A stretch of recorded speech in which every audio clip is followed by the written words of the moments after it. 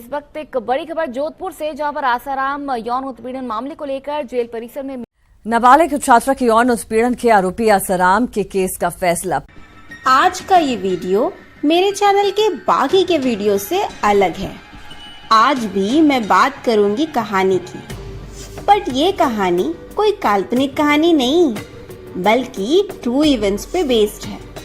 सो इस वीडियो को एंड तक जरूर देखिएगा और इस कहानी को सुनने के बाद अपने थॉट्स मुझे कमेंट सेक्शन में जरूर बताइएगा। मुझे इंतजार रहेगा आपके कमेंट्स का।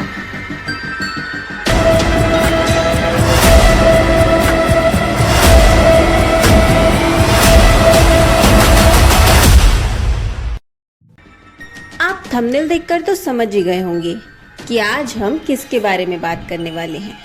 जी हाँ, आज हम बात करने वाले हैं संत आशाराम जी बापू के बारे में। ये टॉपिक काफी लोग अवॉइड करते हैं बात करने के लिए, तो इस वीडियो में आज हम डिस्कस करेंगे कि क्या है सच आशाराम जी बापू का। फंस गए या फंसाए गए?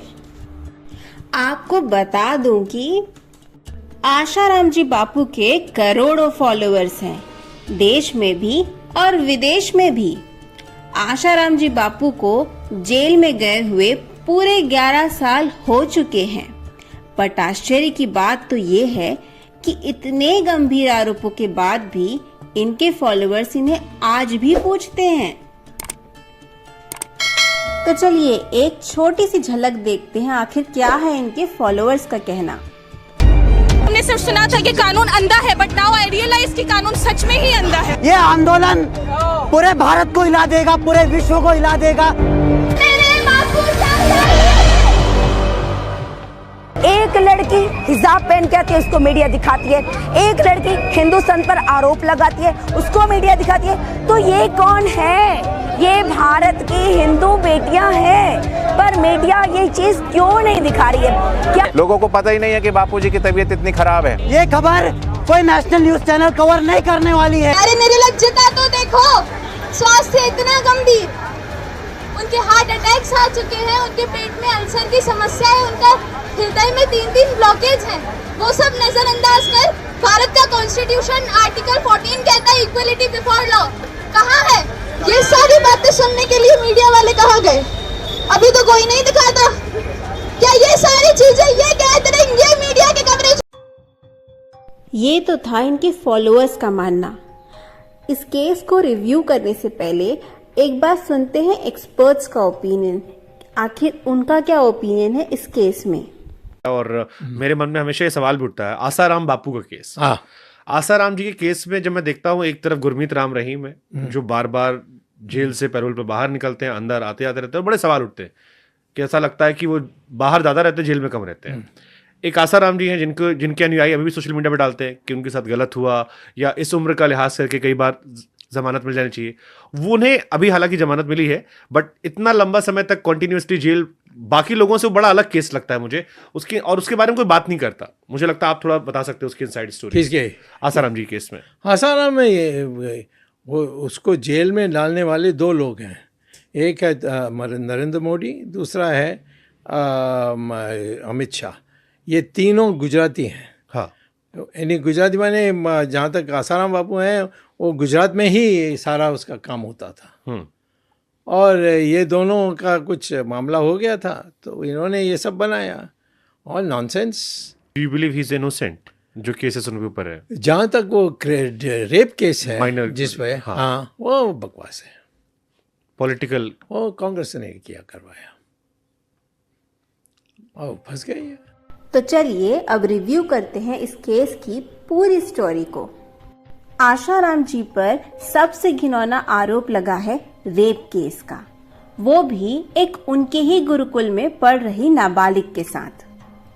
अगर आप नॉर्मली किसी रेप केस के बारे में सुनते हैं तो सबसे पहले फर्स्ट इंप्रेशन दिमाग में यही आता है, हम सभी के दिमाग में यही आता है कि सजा तो होनी चाहिए, क्योंकि ये एक बच्ची या एक औरत के साथ होने वाला सबसे घिनौना क्राइम है।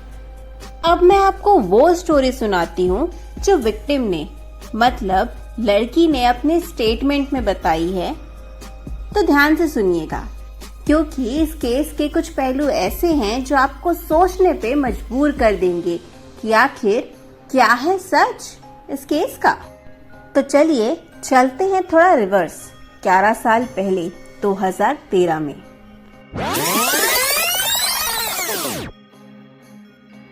लड़की के स्टेटमेंट के अनुसार कहानी शुरू होती है गुरुकुल से। लड़की आशाराम जी बापू के छिंदवाड़ा गुरुकुल में पढ़ती थी। वहाँ उसकी तबीयत अक्सर खराब रहती थी, इसीलिए वहाँ की वार्डन ने, जिसका नाम शिल्पी है, उसने कहा तुम पर भूत प्रेत का साया है, इसीलिए तुम अक्सर बीमार पड़ती हो। तुम्हें एक बार जाकर बापूजी से मिल लेना चाहिए। लड़की के हाँ कहने के बाद वार्डन ने लड़की के पेरेंट्स को फोन किया कि आप आइए और बच्ची को लेकर जाइए और एक बार बापू से मिलवा लीजिएगा। पेरेंट्स आते हैं, मम्मी पापा दोनों। लड़की को लेकर पहले अपने घर शाहजहांपुर चले जाते हैं। उसके बाद वो एक साधक को फोन करते हैं जिसका नाम है शिवा। उससे पूछते हैं बापू इस वक्त कहाँ हैं? हमें उनसे मिलना है। शिवा कहता है बापू दिल्ली में हैं, आप दिल्ली जाकर मिल सकते हैं। फैमिली 4 दिन बाद दिल्ली जाती है, पर बापू तब नहीं मिलते, क्योंकि फैमिली 4 दिन बाद आती है तो आशाराम जी बापू तब तक जोधपुर जा चुके होते हैं। वो फिर से शिवा को पूछते हैं तो शिवा बताता है कि बापू अब जोधपुर आ गए हैं, जोधपुर में मनाई आश्रम में बापूजी हैं, आप यहाँ आकर मिल सकते हैं। अब लड़की अपने पेरेंट्स के साथ जोधपुर पहुँचती है। अब विक्टिम ने अपने स्टेटमेंट में खुद कहा है कि जब वो जोधपुर पहुंचे वहां ऑलरेडी 100 लोग मौजूद थे सत्संग के लिए। उसके बाद जब वो पहुंचे तो रात में वहां सत्संग का प्रोग्राम हुआ।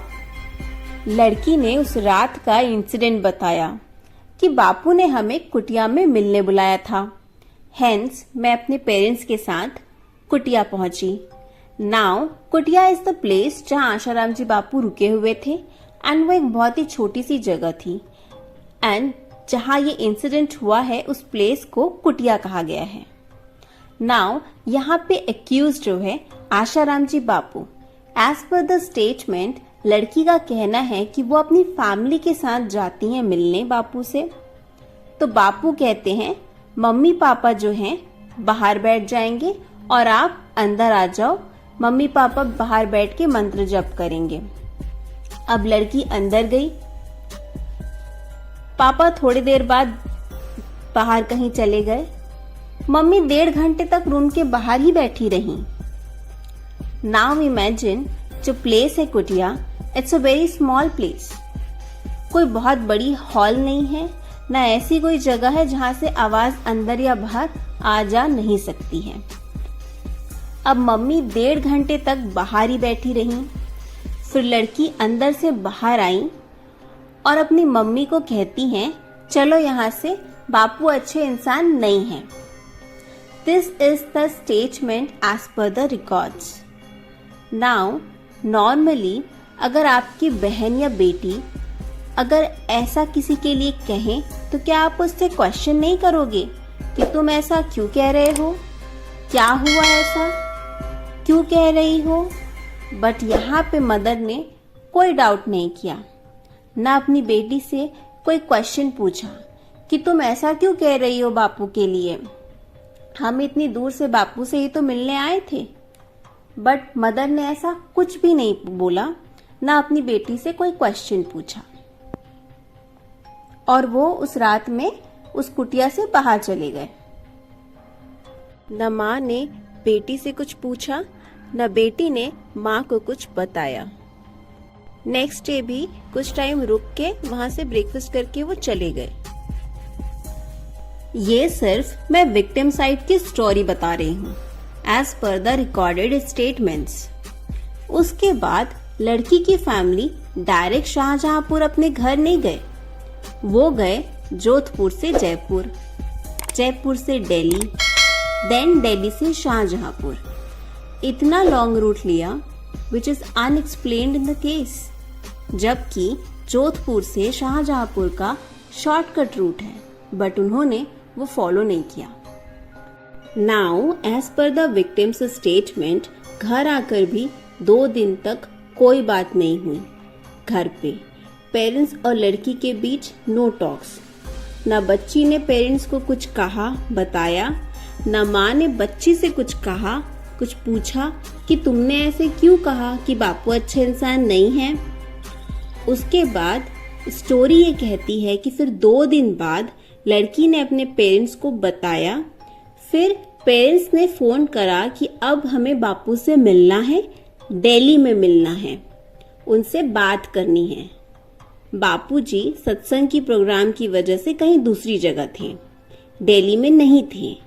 ये फैमिली दिल्ली गई। इन्होंने रामलीला मैदान में 0 FIR कर दी। बट इस केस में 4 डेज का अनएक्सप्लेन्ड डिले है। कभी भी किसी इंसिडेंट के बाद आप रिपोर्ट करते हैं तो ऐसा कहा गया है कि आप जितना डिले करते हैं उतना आप पर शक जाता है कि आपकी स्टोरी बिलीवेबल है या नहीं। केस के फैक्ट्स की अगर मैं बात करूं तो डिफेंस ने एक जयपुर के एक वकील भी पेश किया है एज विटनेस कोर्ट में, जिनका कहना है कि फैमिली पहले जोधपुर से जयपुर उनके पास आई थी केस की बात करने के लिए कि हमें केस करना है आशाराम जी बापू के ऊपर, कैसे करें। पर वो वहां सक्सेस नहीं हो पाए तो घर चले गए Shahjahanpur. Then went to Delhi and then Delhi में जाकर उन्होंने 0 FIR कर दी। As per the victim's statement, घर जाकर 2 दिन तक कोई बात नहीं हुई, जबकि डिफेंस में वकील का कहना है कि वो उनके पास नेक्स्ट डे ही आ गए थे। अब आप देखिए कि इस केस में सेक्शंस क्या लगाए हुए हैं लास्ट में, गैंग रेप, ह्यूमन ट्रैफिकिंग। अभी आप समझिए कि as per law human trafficking का क्या मतलब होता है। इसका मतलब किसी लड़की को खरीदना या बेचना फॉर द सेक्सुअल पर्पस, ये होता है ह्यूमन ट्रैफिकिंग। अब यहाँ पर कहीं से भी लगता है क्या कि लड़की को खरीदा या बेचा गया है, क्योंकि वहाँ लड़की तो ऑलरेडी उन्हीं के आश्रम के गुरुकुल में पढ़ रही थी। वहाँ लड़की के पेरेंट्स को गुरुकुल में बुलवाया गया, पेरेंट्स लड़की को लेकर गए। यहाँ कहीं से भी ट्रैफिकिंग लग रहा है क्या, या कहीं से भी लड़की को बेचा गया है ऐसा लग रहा है क्या? नहीं, बट इस केस में ह्यूमन ट्रैफिकिंग के चार्जेस भी लगे हैं। Now second is gang rape के सेक्शंस। अभी पहले समझिए कि गैंग रेप का मतलब क्या होता है। गैंग रेप मीन्स जब मोर देन 2 पर्सन जब किसी के साथ रेप कमिट करते हैं तो उसे कहते हैं गैंग रेप। बट यहाँ पर जो पुलिस एंड कोर्ट का वर्जन है, क्योंकि इसमें बाकी लोगों ने असिस्ट किया है, जैसे वार्डन शिल्पी और एक नाम जुड़ा था शरद, जो कि गुरुकुल में ही काम करते हैं, इन लोगों ने असिस्ट किया है। और साथ में नाम जुड़ा था शुरू में शिवा का, जिससे फोन पर बात हुई थी बापू से मिलने के लिए।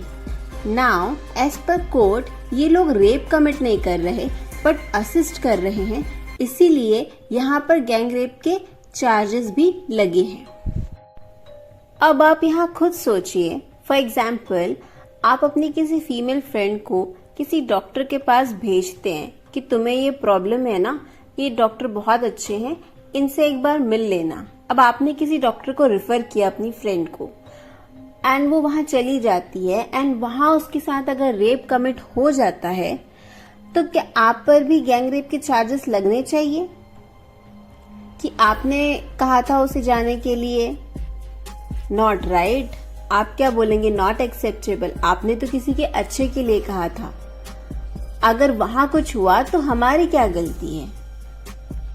अगर इस केस को कोई क्रिमिनल लॉयर रिव्यू करे तो गारंटी के साथ कहेगा कि इस केस में ये सेक्शंस मेड आउट नहीं होते हैं। एंड बहुत ही इम्पोर्टेंट बात अगर मैं इस केस में बताऊं तो जब इनिशियली दिल्ली में 0 FIR फाइल हुई थी, उस टाइम विक्टिम ने जो स्टेटमेंट दिया था बिफोर द मजिस्ट्रेट, उसमें कहीं भी रेप वर्ड यूज नहीं हुआ था।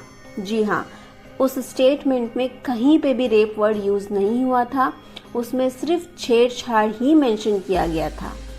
ये स्टोरी तो बाद में इम्प्रूव हुई एंड बाद में रेप कहा गया केस को सॉलिड बनाने के लिए। और बहुत ही सिंपल सी चीज़ है कि किसी को रेप कमिट करना होगा तो वो उन्हीं के गुरुकुल में पढ़ती थी, उन्हीं के आश्रम के गुरुकुल में पढ़ती थी। तो इंसान ऐसी सिचुएशन क्रिएट करेगा ना कि आसपास कोई ना हो और कोई शक भी ना हो, कोई किसी के पेरेंट्स के साथ नहीं बुलाएगा। एंड विक्टिम ने अपने स्टेटमेंट में खुद कहा है कि उस रात वहां 100 लोग और मौजूद थे जो सत्संग के लिए आए थे। और मोस्ट इम्पॉर्टेंट पॉइंट, विक्टिम के पास अपने स्टेटमेंट के अलावा कोई दूसरा एविडेंस नहीं है प्रूव करने के लिए।